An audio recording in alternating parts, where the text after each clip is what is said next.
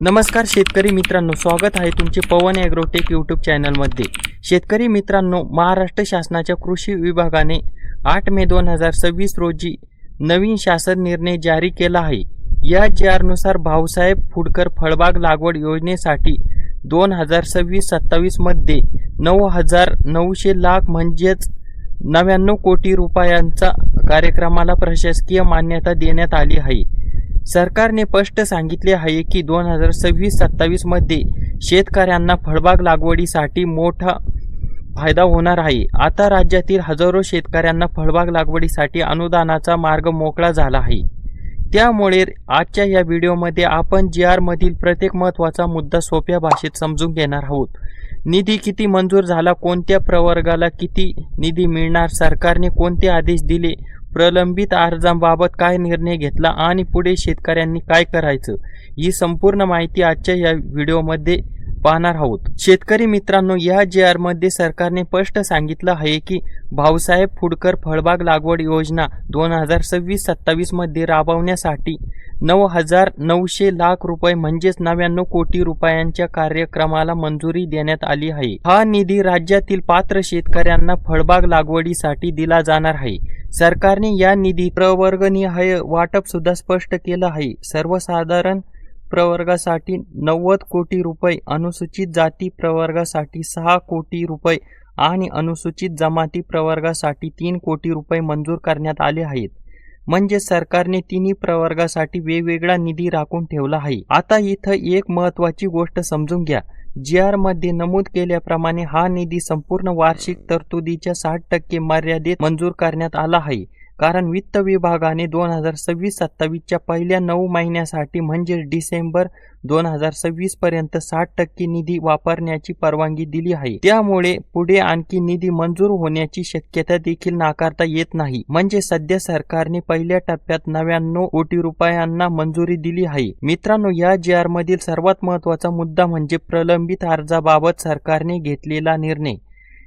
शासनाने स्पष्ट आदेश दिले आहेत की चालू वर्षात निधी उपलब्ध झाल्यानंतर सर्वप्रथम प्रलंबित प्रकरणे निकाली काढली जाणार आहेत। म्हणजे ज्या शेतकऱ्यांचे मागील वर्षाचे अर्ज अजून मंजूर झाले नाहीत किंवा निधी मिळालेला नाही त्यांना आधी प्राधान्य दिलं जाणार आहे। त्यानंतर उर्वरित निधी नवीन पात्र लाभार्थ्यांना दिला जाईल। त्यामुळे ज्या शेतकऱ्यांनी आधी अर्ज केला होता त्यांच्यासाठी ही खूप मोठी अपडेट आहे। आता प्रश्न येतो की ही योजना नेमकी कोणासाठी आहे?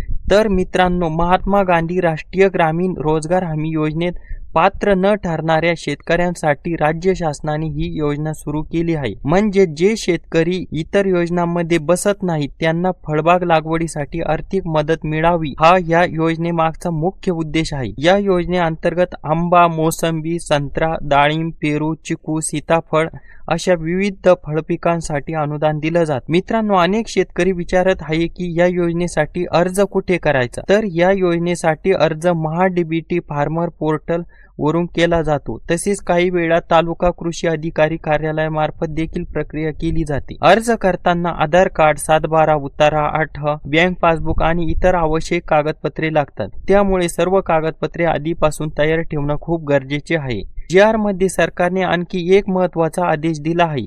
या योजनेसाठी अंमलबजावणी करताना 2018 आणि 2023 मध्ये जारी केलेल्या शासन निर्णयामधील सर्व नियम आणि अटी लागू राहणार आहेत। म्हणजे या आधीचे निकष, पात्रता, कागदपत्रे आणि अटी याच पद्धतीने लागू राहतात। त्यामुळे ज्या शेतकऱ्यांनी आधी या योजनेची माहिती घेतली आहे त्यासाठी नियमामध्ये मोठा बदल नाही। शेतकरी मित्रांनो, सरकारने कृषी आयुक्त आणि फलोत्पादन संचालकांना देखील स्पष्ट सूचना दिल्या आहेत। या योजनेची अंमलबजावणी योग्य पद्धतीने व्हावी, प्रत्येक जिल्ह्यात मार्गदर्शक सूचना दिल्या जाव्यात आणि वेळोवेळी आढावा घेऊन शासनाला अहवाल सादर करावा असे आदेश JR मध्ये नमूद करण्यात आले आहेत। म्हणजे आता शासन या योजनेवर थेट लक्ष ठेवणार आहे।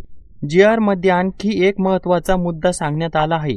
निधी खर्च करताना वित्त विभागाचे नियम आणि अटी काटेकोरपणे पाळावेत असे स्पष्ट आदेश देण्यात आले आहेत। म्हणजे आता प्रत्येक अर्ज, प्रत्येक लाभार्थी आणि प्रत्येक खर्चाची तपासणी केली जाण्याची शक्यता आहे।